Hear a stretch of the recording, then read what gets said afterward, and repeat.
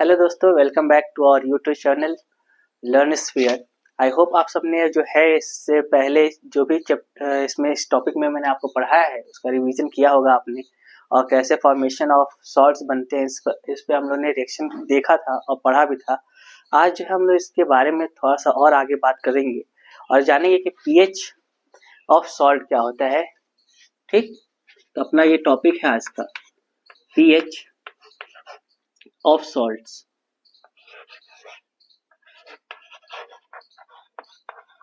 PH of salts, यहाँ पे पहला पॉइंट समझिएगा ध्यान से। कह रहा है कि salts of strong acid and strong base. अगर हम लोग सॉल्ट बनाए, salt of strong acid and strong base, strong base, अगर इसका यूज करके अगर हम लोग एक सॉल्ट बनाते हैं तो उसका पीएच क्या होगा, सॉल्ट का जो पीएच होगा वो क्या होगा। तो सॉल्ट का जो पीएच होगा वो कैसा होगा, न्यूट्रल होगा। न्यूट्रल यानी कि पीएच जो है वो इक्वल होगा किसके, 7 के। आपको मैंने इससे पहले बताया था, इससे पिछले वाले क्लास में, कि पीएच जो है जब 7 होता है तो न्यूट्रल होता है। पीएच स्केल आपको समझाया था अच्छे से, तो वही चीज मैं बता रहा हूँ कि अगर स्ट्रॉन्ग एसिड लोगे आप और स्ट्रॉन्ग बेस लोगे तो जो सॉल्ट बनेगा, सॉल्ट फॉर्मेशन जो होगा वो कैसा होगा, न्यूट्रल होगा, जिसकी पीएच वैल्यू कितनी होगी, 7 होगा। एक एग्जांपल से समझते हैं। चलिए सोडियम क्लोराइड को ही बना के देखते हैं। जैसे सोडियम क्लोराइड NaCl, ठीक, ये हमारा एक सॉल्ट है। तो एक स्ट्रॉन्ग एसिड चाहिए हमको, तो स्ट्रॉन्ग एसिड क्या होगा इसका, HCl होगा, प्लस स्ट्रॉन्ग बेस क्या है, NaOH होगा। इन दोनों का जब रिएक्शन कराएंगे हम लोग तो क्या बनेगा, अपना NaCl बनेगा ना, ये सॉल्ट बन गया अपना। और क्या बनेगा, वाटर बनेगा, H2O नहीं HCl बन, हाँ NaCl हो गया और H2O बनेगा, पानी बनेगा, वाटर बनेगा। ठीक, ये है। इसी तरह से एक और एग्जांपल लेते हैं।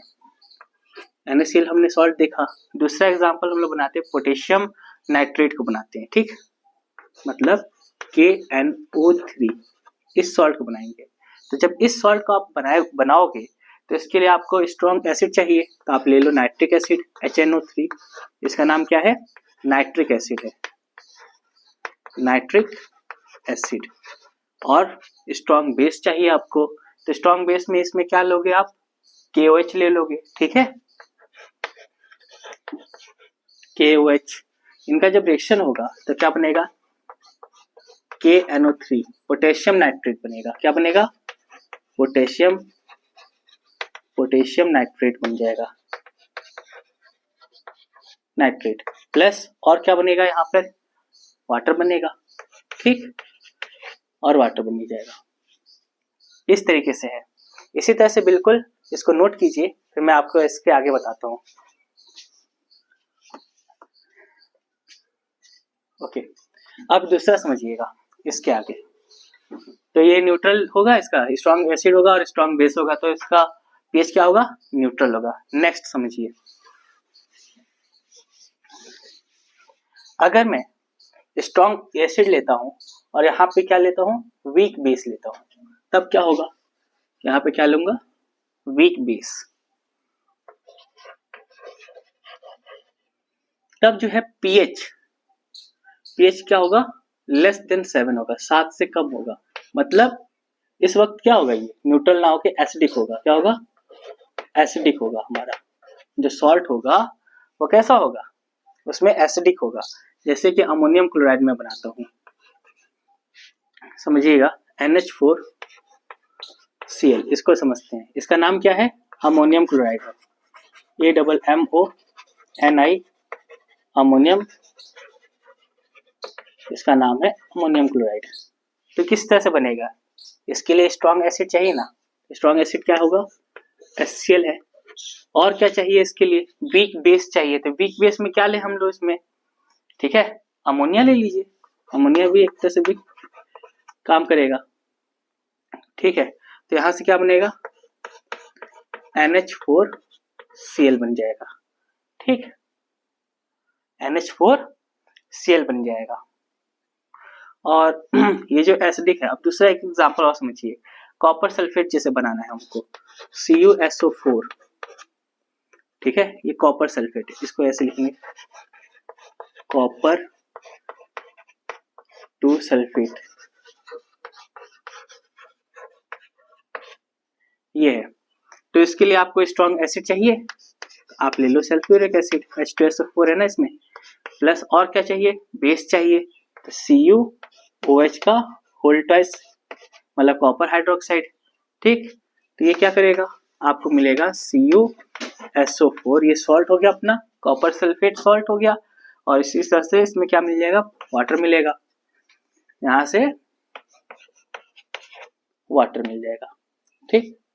एक बात यहाँ पे ध्यान रखिएगा कि जब ये स्ट्रॉन्ग एसिड और स्ट्रॉन्ग बेस से, सॉरी वीक बेस से बना हुआ ये सॉल्ट होता है, तो ये सॉल्ट जो होता है, सॉल्ट ये हाइड्रोलाइज हो जाएगा इन वाटर, क्या हो जाएगा,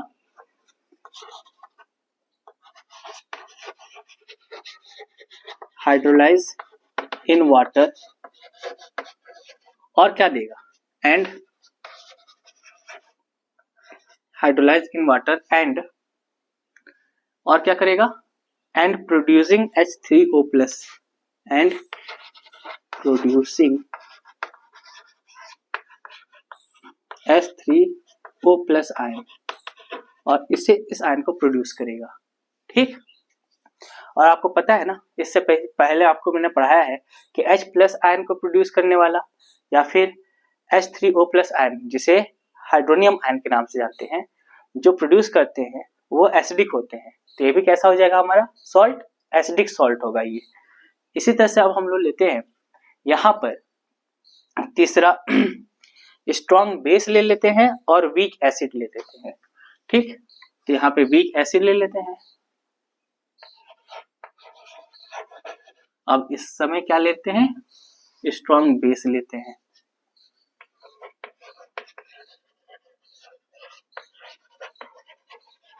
तो इस केस में क्या होगा, पीएच का, ये कैसा हो जाएगा पीएच हमारा, ये पीएच हो जाएगा बेसिक, बेसिक पीएच हो जाएगा।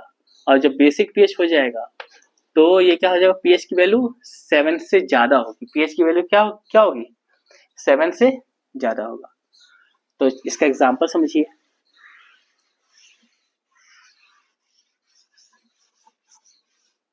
एग्जांपल समझिएगा, जैसे मान लीजिए सोडियम एसीटेट आपको बनाना है, क्या बनाना है, सोडियम एसीटेट बनाना है, क्या होता है फॉर्मूला, CH3COONA, सोडियम एसीटेट। तो सोडियम एसीटेट बनेगा कैसे, तो सोडियम एसीटेट बनाने के लिए आपको क्या चाहिए, एसीटेट चाहिए, CH3COOH प्लस, और क्या चाहिए हमको, स्ट्रॉन्ग बेस चाहिए ना, सोडियम हाइड्रोक्साइड ले लो आप। तो देखिए क्या होगा, यहाँ से H टूटेगा, ठीक, यहाँ से ये होगा, ये जो है क्या बन जाएगा हमारा CH3COO, सोडियम एसीटेट बन गया, और यहाँ पे क्या बनेगा, वाटर बनेगा, ठीक। इसी तरह से एक और एग्जांपल से समझते हैं हम लोग, पोटेशियम कार्बोनेट बनाते हैं, इस पर क्या बनाना है, potassium TASSI, potassium carbonate. Potassium carbonate का फॉर्मूला क्या होगा, यहाँ पे पोटेशियम कार्बोनेट का फॉर्मूला हो जाएगा K2CO3, K2CO3। तो इसका रिएक्शन भी समझते हैं, पोटेशियम कार्बोनेट बनाने के लिए हमको क्या चाहिए, H2CO3, एक कार्बोनेट चाहिए, प्लस 2KOH, स्ट्रॉन्ग बेस हो गया हमारा, इससे क्या बन जाएगा, K2CO3, पोटेशियम कार्बोनेट बन जाएगा, और वाटर होगा। अब समझिएगा, ये बेसिक है, मतलब पीएच वैल्यू इसकी क्या है, 7 से ज्यादा है, तो क्या होगा, जो सॉल्ट इसमें भी हाइड्रोलाइज हो जाएगा इन वाटर, और क्या प्रोड्यूस करेगा, यहाँ पे प्रोड्यूस करेगा OH माइनस आयन प्रोड्यूस करेगा, क्या प्रोड्यूस करेगा, OH माइनस आयन प्रोड्यूस होगा यहाँ पर। तो यही है pH ऑफ सॉल्ट। यहाँ से क्वेश्चन आते हैं, तीनों पॉइंट आपको चलो मैंने आपको बताया, तीसरा पॉइंट है, ठीक है, तो इसको ध्यान रखिएगा और एग्जाम्पल्स को भी ध्यान रखिएगा। अब हम लोग देख लेते हैं अलग अलग सॉल्ट्स और उस सॉल्ट्स में यूज होने वाले कुछ एसिड्स और बेसिस को देख लेते हैं, ठीक है। तो इतना पहले आप नोट कीजिए, ठीक। तो अब हमको ये देखना है, ठीक, अलग अलग सॉल्ट्स को देखना है, एसिड उसके अंदर कौन सा यूज हो रहा है, उसके अंदर बेस कौन सा यूज हो रहा है, इसको देखते हैं। जैसे मान लीजिए पोटेशियम सल्फेट, ये एक सॉल्ट है K2SO4, तो इस K2SO4 के अंदर एसिड कौन सा यूज होगा, H2SO4 मतलब सल्फ्यूरिक एसिड, और बेस कौन सा यूज हो रहा है, पोटेशियम हाइड्रोक्साइड बेस है। इसी तरह से सोडियम सल्फेट के अंदर एसिड आपका H2SO4 ही होगा, बेस कौन सा होगा, सोडियम हाइड्रोक्साइड NaOH होगा, ठीक। इसी तरह से कैल्शियम सल्फेट CaSO4, इसके अंदर एसिड कौन सा है, H2SO4, तो बेस कौन सा इसके अंदर होगा, कैल्शियम हाइड्रोक्साइड होगा, CaOH का whole twice. Next magnesium sulphate है आपका, उसके इसके अंदर कौन सा एसिड यूज हो रहा है, H2SO4 यूज हो रहा है, बेस कौन सा होगा, इसके अंदर बेस होगा MgOH का होल ट्वाइस, मतलब मैग्नीशियम हाइड्रोक्साइड होगा, ठीक है। इसी तरह से कॉपर सल्फेट है CuSO4, इसके अंदर एसिड तो H2SO4 ही है, बेस क्या है, बेस है कॉपर हाइड्रोक्साइड है, बेस कौन सा है, कॉपर हाइड्रोक्साइड।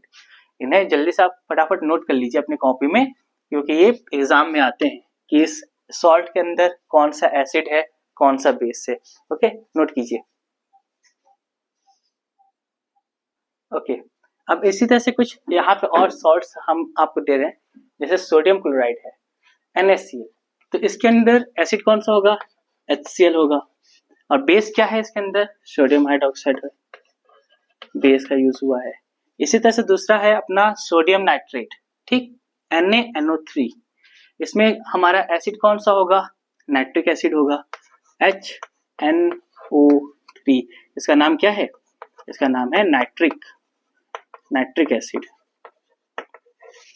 इसका नाम है नाइट्रिक एसिड, ठीक है। इसी तरह से एक और चीज है यहाँ पर, देखिएगा ध्यान से, सोडियम कार्बोनेट है, ओके, तो इसके अंदर पहले जानिए कि इसके अंदर बेस कौन सा यूज होगा, इसके अंदर भी बेस जो है सोडियम हाइड्रोक्साइड है, क्या बेस है यहाँ पे, सोडियम हाइड्रोक्साइड NaOH है, ठीक।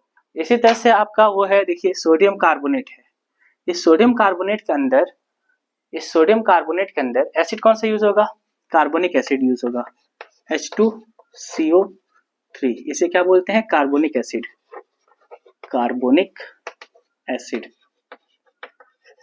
ठीक।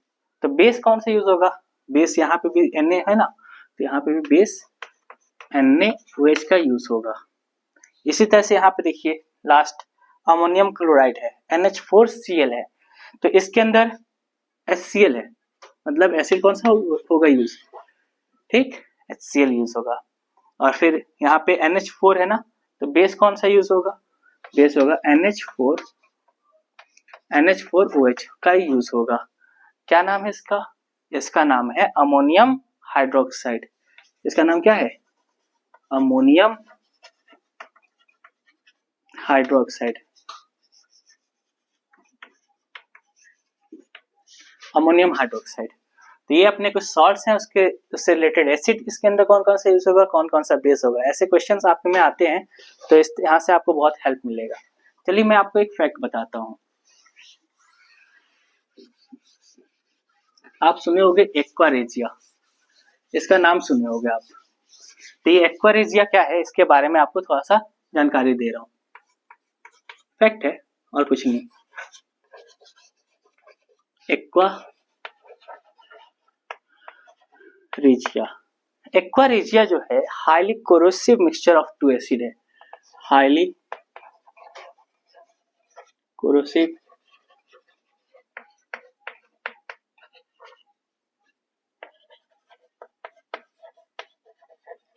मिक्सचर ऑफ टू एसिड्स, दो एसिड्स का जो है हाईली कोरोसिव मिक्सचर है। कौन कौन से दो एसिड है वो, तो वो दोनों एसिड है, एक है कंसेंट्रेटेड HCl प्लस कंसंट्रेटेड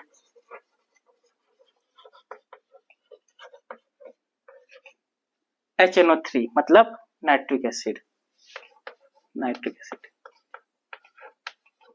ठीक, तो देखिए ये HCl जो होता है ना, इसका 3 पार्ट होता है, 3 पार्ट्स,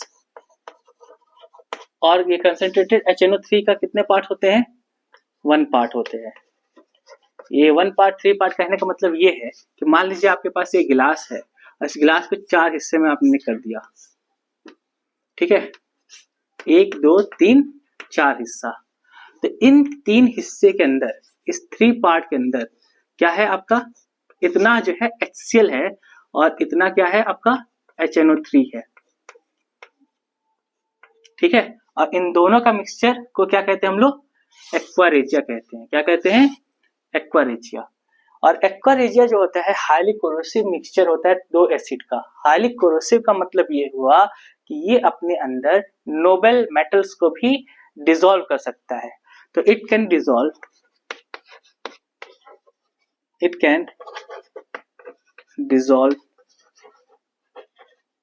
गोल्ड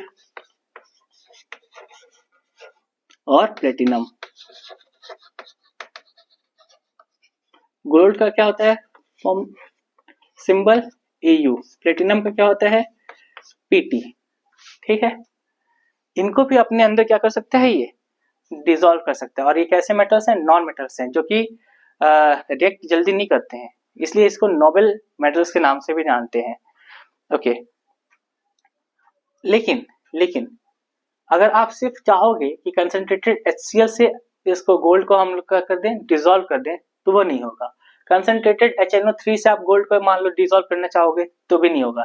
लेकिन इन दोनों का मिक्सचर ऐसा मिक्सचर बन जाएगा कि जो इन दोनों को क्या कर सकता है? अपने अंदर डिसॉल्व कर सकता है। ठीक, तो ये एक फैक्ट है, इसको आप ध्यान रखना। चलिए अब नेक्स्ट टॉपिक पे हम लोग चलते हैं। उस टॉपिक का नाम समझिए,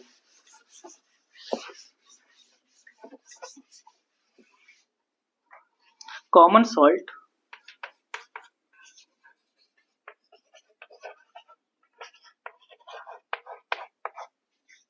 और रॉ मटेरियल फॉर केमिकल्स, और रॉ मटेरियल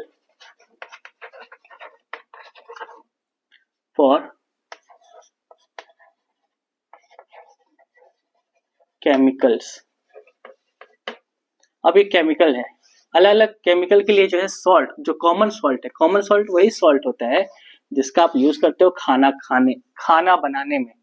एग्जाम्पल क्या है? यही NaCl, सोडियम क्लोराइड जो है ना, इसी का यूज होता है खाना बनाने में।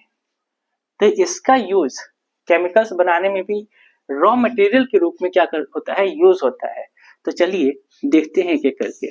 तो मान लीजिए पहला है, जैसे मान लीजिए आपको सोडियम हाइड्रोक्साइड बनाना है, सोडियम हाइड्रोक्साइड बनाना है, मतलब NaOH बनाना है आपको। ये केमिकल है ना, ये आपको बनाना है। तो कैसे बनेगा ये सोडियम हाइड्रोक्साइड?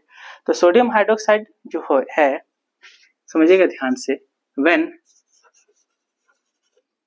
एक ये डेफिनेशन आप लिखिएगा साथ में मेरे, when electricity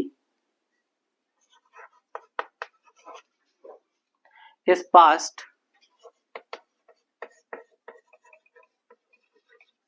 passed through an aqueous solution of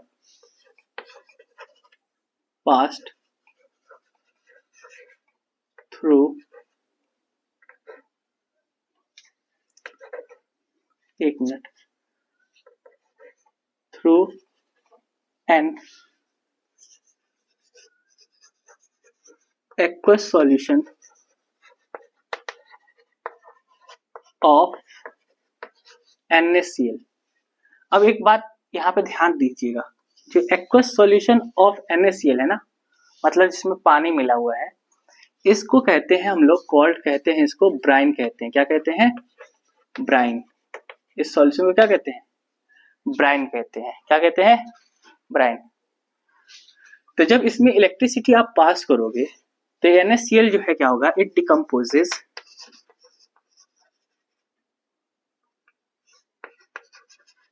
decomposes to form NaOH।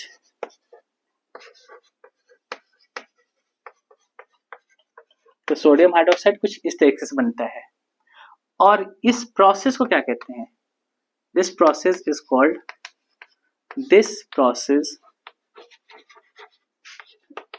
Is called chlor alkali process, CH chlor alkali process. हाँ सही लिख रहा था मैं, CH क्लोर एल्कली